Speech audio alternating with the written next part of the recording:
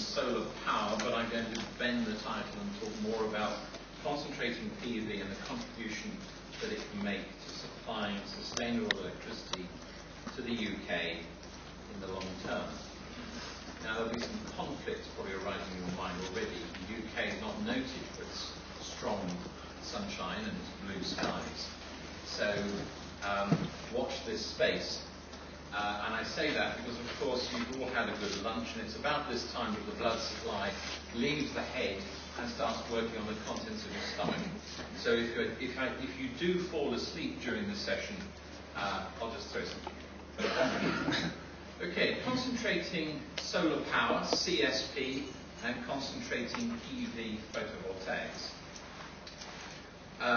When we talk about concentrating solar power, normally that means generating heat from the sun, either using a parabolic trough, a reflective dish, or a power tower, or indeed a linear Fresnel concentrator, raising steam and running a steam turbine with it. Concentrating photovoltaics dispenses all this high temperature stuff and old technology like steam turbines, and uses a quantum engine, otherwise known as a photovoltaic cell. There are some quite big projects going in concentrating solar power. Andesol 1 in Andalusia in Spain, a 50 megawatt plant, and they're already on Andesol 3. We have various eternally hopeful Stirling engines trying to find buyers and a home. So far, they can't match the cost performance of either concentrating solar power or indeed flat plate PV. Power towers seem to be making a comeback. Abengoa, a Spanish construction group, have now built their second power tower, the PS20, 20 megawatts, a great big obelisk in the dry lands of southern Spain, about 20 miles west of Seville.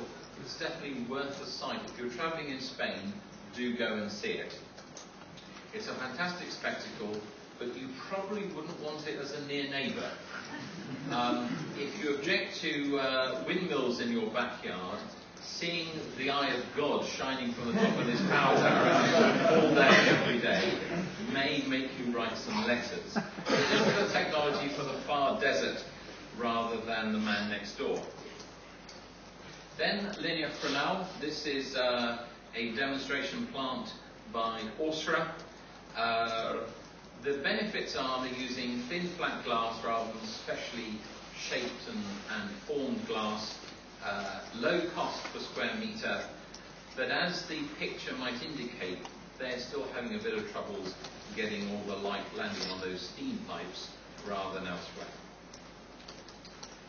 So we come to heliodynamics. What do? Well, we've taken the idea of the linear Fresnel and reduced it to the point where you can either put it on a roof or put it on something next door and either be generating hot water, steam, or indeed power with it. There are a number of benefits that come from the reduction in scale, but most importantly for us, it means that we have distributed energy working at the retail rather than the wholesale end of the grid, where the electricity is normally about 4 times the price. And so the economics are improved. We're talking about more or less realistic payback periods, and therefore opportunities for individual organisations to start investing in their own renewable energy, whether it's solar air conditioning, solar process heat, or power generation. The product that we're launching next year, our gallium arsenide HD500, why 500? Because it concentrates sunlight 500 times onto the gallium arsenide cells, we're particularly excited about. And this is the reason why. If we compare the performance both in terms of the energy output per unit surface of land, the bottom axis, or energy out per euro invested, the left-hand axis, the HD500 will match the economy of the power tower and the parabolic trough with the land efficiency of flat plate solar farm.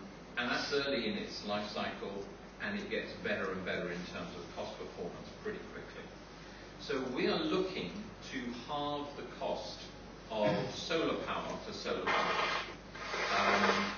In terms of for every kilowatt per year, we're looking to cross fairly quickly the €1 threshold. So if you look at a 10-year payback, which is just about doable with a little bit of assisted project financing, we're looking at a cost of electricity of around about 10 euro cents per kilowatt hour. Now, where does the sun shine? Well, it certainly doesn't shine that strongly in Cambridge. But it does shine in southern Europe. It does shine in North Africa. And so the question is, how do we link Blighty with these regions? Well, the first question is, which technology are we going to use? And we're a fan, as a company, of concentrated PV for two major reasons. The first is that clouds are the enemy, of course, of any solar engineer, but they particularly cause havoc with concentrating solar power. They cause fatigue due to the thermal stresses, and there are quite long reheat times, which means there are significant efficiency losses. Both those problems are solved with concentrated PV. So, even in Portugal, where there is more cloud than perhaps we would have in southern Morocco, we can put a concentrating PV fields.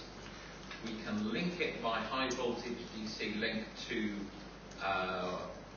wind and pumped hydro, southern Norway, Iceland, maybe Era, maybe northern Scotland, wherever planning is not too constrained. And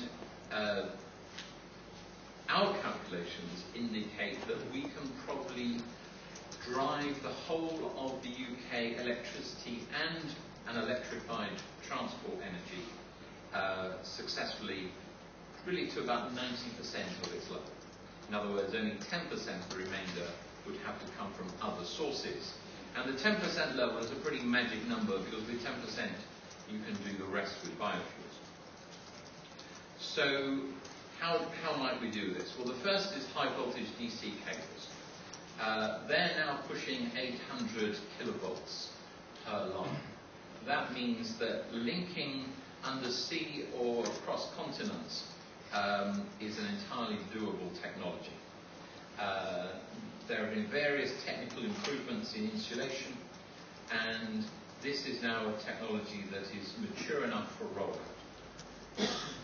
Pumped storage really has shown itself to be the most cost-effective and implementable large-scale electricity storage scheme. Roughly, we're looking at about an 80% efficiency. So where you kind of use the electricity direct by demand management to do so, but if you need to store and get it back again, pump storage is a way to go. And there are certain parts of the world, particularly Norway, where you basically can pump seawater up to the top of the cliff, 1,000 foot high, and then drain it back down again. And there's scope for having pump storage that is basically a battery that lasts a week on multi-gigawatt scales. Electrified transport, I think we all kind of instinctively feel is on its way. The battery technology is rapidly advancing. And the combination of battery and electrified roads means that probably the biggest single energy cost that as Western countries we face, which is the importation of oil, can be displaced by instead renewable energy and electrified transport. In terms of what would it cost, the sorts of numbers per household would be an investment of somewhere around €26,000 per household, were we to completely electrify Britain's energy system. And that's a payback on what we currently expend on oil, coal and gas of somewhere around 10 to 11 years. In other words, it's a financeable project even today. So that's our vision for how CPV technology, in combination with other renewable technologies, is poised ready to transform